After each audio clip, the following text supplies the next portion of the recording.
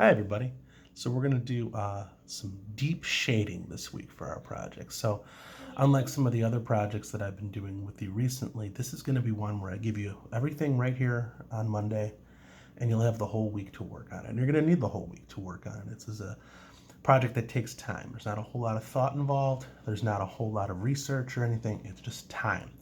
It's going to really teach you patience and it's going to really teach you how to be a great shader. So I'm going to start with any piece of white paper. If you have a square, that's great. You can cut your paper into a square or you can just leave it just like this. I'll leave it just like this. And we're going to start with some folding. So we'll fold it in half like a birthday card. And then in half again the same way. If I go too fast, just pause the video until you catch up. So in half twice that way, okay? And then I'll go top to bottom.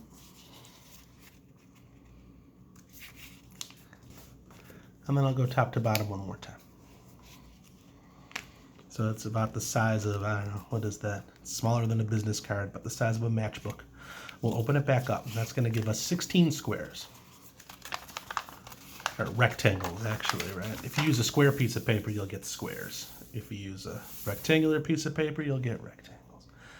Now what I'm going to do in each one of these boxes is I am going to put a letter or a number. I can use a name. I'll use my name because my name is 4 letters and 4 letters first and last, but you can do whatever you want. It doesn't matter. It's not so important. But when you draw your letters, what's the important thing is that you need to make sure that they fill up the whole box. And you're just going to draw regular letters. I might slant them a little bit so that they touch edges. So there's my J.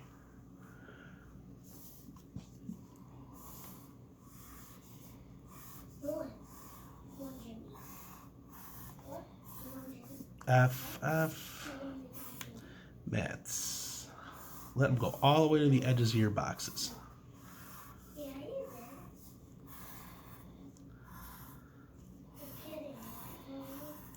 And maybe down here I'll just do the same thing.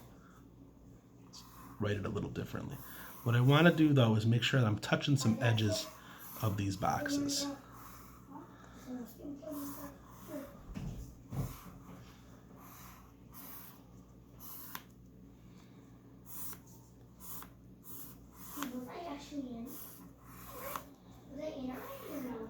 I'm getting fancy here. You don't have to worry about that, but there.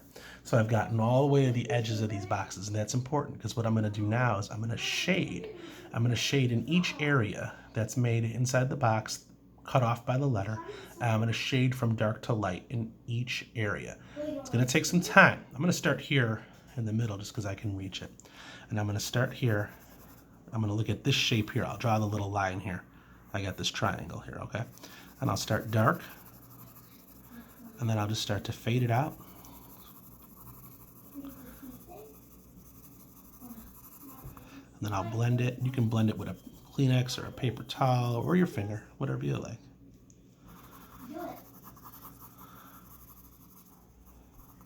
And then I'll go to the area next to it. And here I got the dark spot here, right? So I'll start my dark down here. And I'll go dark toward this. So I kind of like don't put the two dark areas next to each other. And I want to start.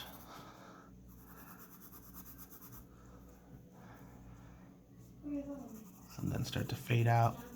Remember, when you fade out, you can kind of use the side of the pencil lead a little bit more than the tip.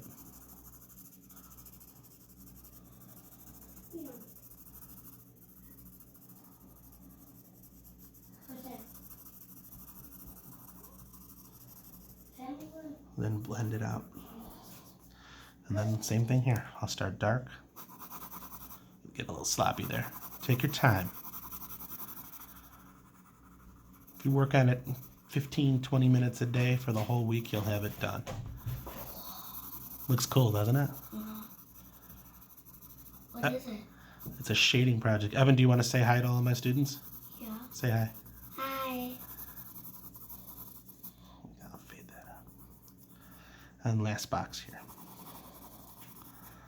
So you can break it up however you want. 20 minutes a day. If you did, let's see, there's 16 boxes. So if you did 3 every day plus 1, that would work. It's raining so hard here right now. The weather's been terrible. Hope you guys are doing okay. So there's one finished box. That's what I would do. If you've got colored pencils and you want to use colored pencils for this project, that looks fantastic. Go for it. Try it. You can do a different color in every box. You can do a different color in every shape if you want. Or pick two colors and go back and forth between the two different colors for the whole thing. If you don't have colored pencils, a regular old pencil works just fine. So that's it for this video. And then I'll put step-by-step instructions on the classroom for you to look at as well.